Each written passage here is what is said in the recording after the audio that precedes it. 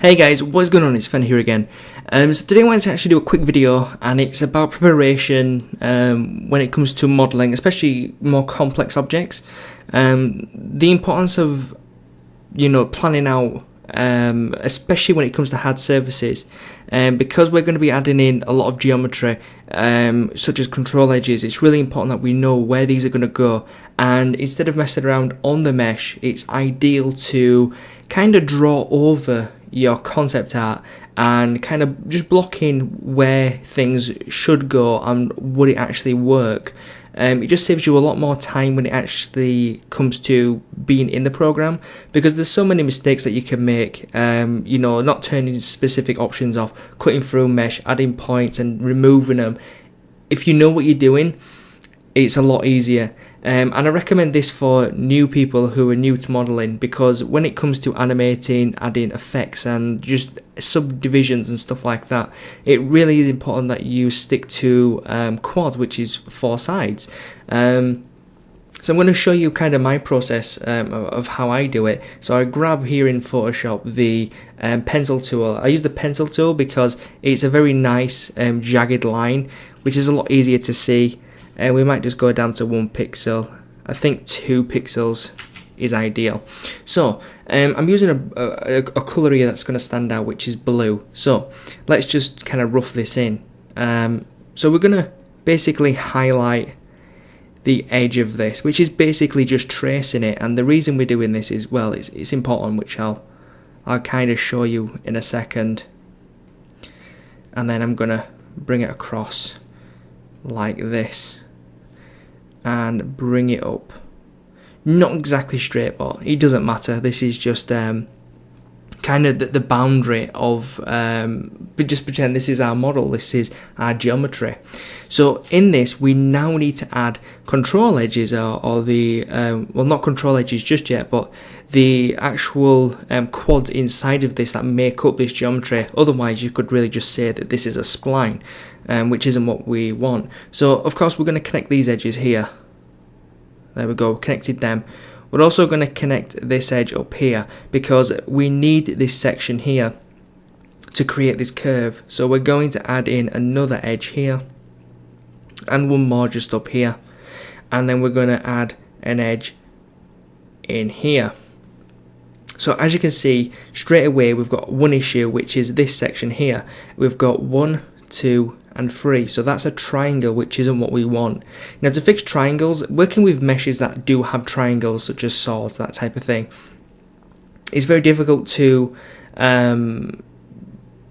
figure this out, the way the geometry needs to flow in order to fix this. But it is very simple. You create an edge, you can create it even closer if you want, an edge like this, and then you have to add a connecting edge in, which in turn will flow through your geometry like so. Then you take this existing edge that you put in, and this is really important, that you basically pull that point up to give it 2 new edges. And the reason this is important is because you're now saying it's 1, 2, 3 and 4. That's 4 edges. Before, what it was like this, and you've got a point here. It's a flat surface though, so it's not going to count. You have to bring this up to here, so the polygons on each side stretch, so then you have this kind of diamond shape, which is what you want. So that's one way of doing it. So what I'm going to do now is, let's say I'm happy with that. I probably could add another edge in here just to kind of even out this polygon count. I'm going to change the color now to something a little bit different, and this is going to be our control edges. So the control edges are quite important, because this is what's going to keep these nice 90-degree corners 90 degrees. If we didn't, it would basically end up like this. It would smooth it out, which is not what we want. We want it to keep it as close as possible to 90 degrees. So we add in control edges. The closer they are to the supporting edge, the sharper it will be. So we just want to put in a nice edge down here on both sides, and this is going to keep this corner and this corner down here both sharp, which is what we want. Now when it comes to this one, we can also do the same, however we're going to even these out a little bit. So we're going to bring one in like so and the other like so. The reason we do this is because if we don't, this section here will have a really horrible kink in it, yet in the reference it's actually a smooth edge, so evening these out is really important. Now because we did that, we don't necessarily need this edge here. We could use it because otherwise we're going to have a big polygon up here, but keep in mind that sometimes you won't need additional edges if you put in support edges, versus one side being of course more spacious than the other side. We also have one here which we need to fit, so we're going to add one in here and one in here, and that's our support edge there. Now we've got one problem, is we have basically a bend here, and we have to support these edges. Now to support this, what we need to do is put an edge in here and an edge in here. Now because we added them two edges in, we now need to connect them up, because now it's got 1, 2, 3, 4, 5, 6, it's 6 sides now. So to compensate for that, what we need to do is grab our edge and connect it again to the middle vert like so. Once we do that, we have 1, 2, 3 and 4, so we are back to our quads. It's a little bit difficult to show on this diagram because it's so small, and the reference image is very small as well, it's very low quality, but this is basically what you would do. Now again, you can save this and use it as a backdrop, which I'll demonstrate as well. So what you can do is basically, what I like to do is go up to the full screen view, which is this, and then I like to go to image and go to canvas size, and I like to make this basically the double width of this, so that's 358, and then what I can do is I can duplicate the back and I can move this across, and because this is like this, I can now go to file, save as, go to my desktop and save it as a JPEG. Once that's done, I can load up good old Cinema 4D, and it's very interesting using this method. I like it the best. So go to options in the front view, config, go to the back and load this in from the desktop, which is here. And what I like to do is I like to line the one without the support edges up as the center, something like so. So once we've done that, didn't mean to do that, I'm gonna go up to undo, no, where is it, undo view, there we go, and take that back off. So what I can do now is going to the modeling mode and go to create polygon, and I can see now I'm going to create my outline, which is pretty much like that. I'm going to bring it into the middle, into there, down to there, and there we go. So we now have this object which is very representing of our object, I guess, our reference. So now I can add in these connecting edges with a knife tool. So go to line, bring this one across, bring this one across but a bit further down. This one goes down to here, matching the reference here. This one is going to be connected to here, and this is what we've got now. So we can add an extra point in here, and we might not even need that actually. I can just bring this across, because you can see it's a little bit different, and we don't really have a lot of room to add an extra edge in here because there's going to be a lot of geometry over this side, so we might not even need that right now. So what I'm going to do is going to continue with the reference here and adding in these edges. So now that we've got this, everything is quads. It looks fantastic. So what I'm going to do is I'm going to apply a subdivision surface on here, and I can hit Q to toggle this on and off. So you can see we do kind of have the shape. However, when we don't add the control edges in, it just smooths out and it doesn't conform to the shape whatsoever. So I guess we can just add in the control edges now. So what we can do is we can just look at this and see, well, we need a control edge here and here. Bring this down to connect that up. And we need a control edge in here and here. And we also need to connect that one down, and as you can see, this is working pretty well. We can also bring this one. I think actually what we could do here is connect these two together and then grab this and just remove this point here. So we want to dissolve that, which is not going to allow us to dissolve, so I'm just going to delete all of them, go to this polygon tool again and create this edge. Now if that happens, it just means that this point on the edge is being deleted, so you just need to add it back in. So once we've got that, we can grab this and bring this up. So now we have this kind of diamond shape, which is basically giving us these edges.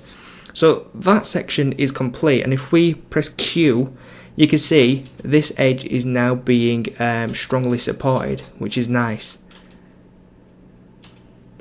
So I don't know if you can see this on the screen, but you probably can. I'm getting an issue where it's showing two outlines, one of the subdivision surface and one of the actual polygons. I'm actually not quite sure why that happens, but I'm sure I've turned something on, but it's just annoying. Maybe. Yeah. So that was an easy fix. It was just here, isoline editing. Learn something new every day. So if we want these edges to be sharper, because as you can see, it is a little bit soft, you can go down here to the slide tool, and you can slide these up, and the closer they get, the sharper this becomes. So just keep that in mind. Now I do recommend, if you do make edges sharper, you should make the rest of them equally sharp, especially if it is on a somewhat straight edge like this.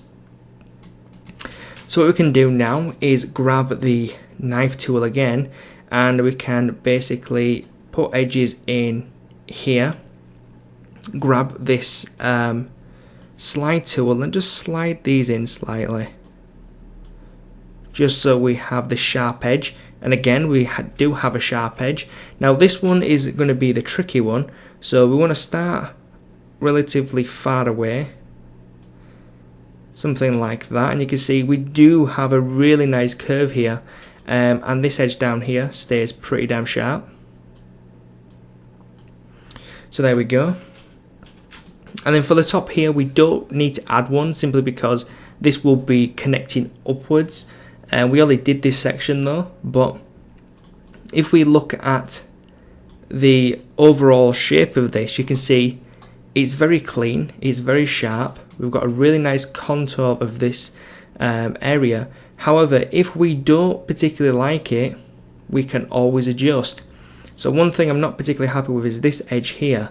So I can just grab and adjust this very slightly, and maybe even these out just a little bit more. And this is why a reference is really important, because that reference is really going to make a big difference. And then we can just even these middle points out a tiny bit, just to give us that kind of really nice flow of topology, something like so. Maybe just even these out, just kind of evening this this structure out. You don't really have to, but I kind of like to. And you can see it looks really nice. We have all quads, and we're pretty much maximizing everything. Yeah, we do have some really long quads. Again, you can fix this by for example, grabbing the knife tool, making that, and then basically grabbing this one and, you know, kind of adding in the point again. However, you know, you're just adding more and more geometry. I think because it is a flat surface, you're going to get away with this quite easily. But it is all about playing with it and just experimenting. But starting off with a great reference like this, kind of just blocking out where these are going to be, you can really get away with a lot of work. So if we go in the perspective, you can see here, if we turn off the shading, we get a really convincing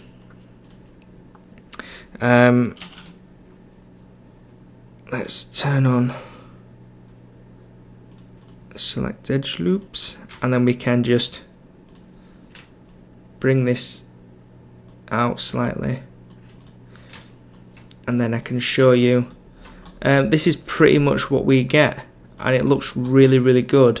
And the reason it's a little bit jagged is because we don't have a thong tag. So if we just stick one of these on, you can kind of see we get some good results.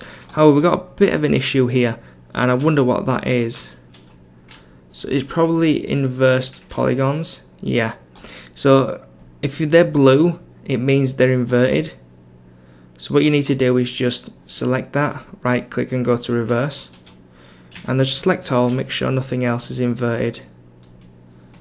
That's pretty good. We can put this down to 60, turn that back on, and you can see we get some really nice results. And we do have an issue of kind of it being soft on this edge, on this angle. Again, to combat that, all you need to do, especially on this type of mesh, select all of the faces like so, and simply enough with this, all you need to do is right click and go to extrude inner, and just extrude it in a little bit. Now be careful, because depending on how close your edges are, you may end up with overlapping edges, such as this one here is very close, so we can just move it out slightly. And I know we do have overlapping edges over here, or at least it looks like it. So, you know, just be extra careful, because you don't want to have overlapping geometry, because it does look horrible. But now if we, of course, look at this again, you can see the edges are extremely sharp, and it looks very nice. Again, down here, if we do have an issue, we need to kind of figure out what it is. So to do that, turn on the shading lines, and from this it looks like just a simple fact we need to move some points a little bit further down, just to kind of give this a very nice hard edge. And again, we're going to move this down and like this. And the slide tool is really nice, it has been improved as well. So we'll bring this down just a little bit.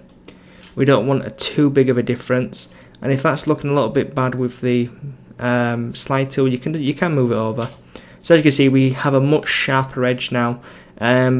If you want it 100%, you have to go extremely far down. But looking at this, if we turn off the ground shading, it looks pretty damn good. Quite happy with that. All the edges are sharp. And one thing you can do is basically select everything and just make sure that nothing is inverted, and grab all the points and do an optimize, and that should fix any issues that you may have. But looking at this, it looks okay. I'm just curious what this little bump is here. It could be to do with how pointy this edge is. I'm going to turn off only selected visible elements and just kind of move this over a little bit and see if that fixes it. And I think sure enough it did. Yeah. So the reason that was happening is because we had a very extreme pose, and it was kind of overlapping when the subsurface actually was applied. So just moving it over a little bit fixed that issue straight away. And as you can see, it looks really good. And it looks really sharp as well. So that is pretty much how you hard surface model in a nutshell. The most important thing when it comes to hard surface modeling is control edges and the flow that they go in. Like here, for example, this flow is really important because we're kind of killing two birds with one stone.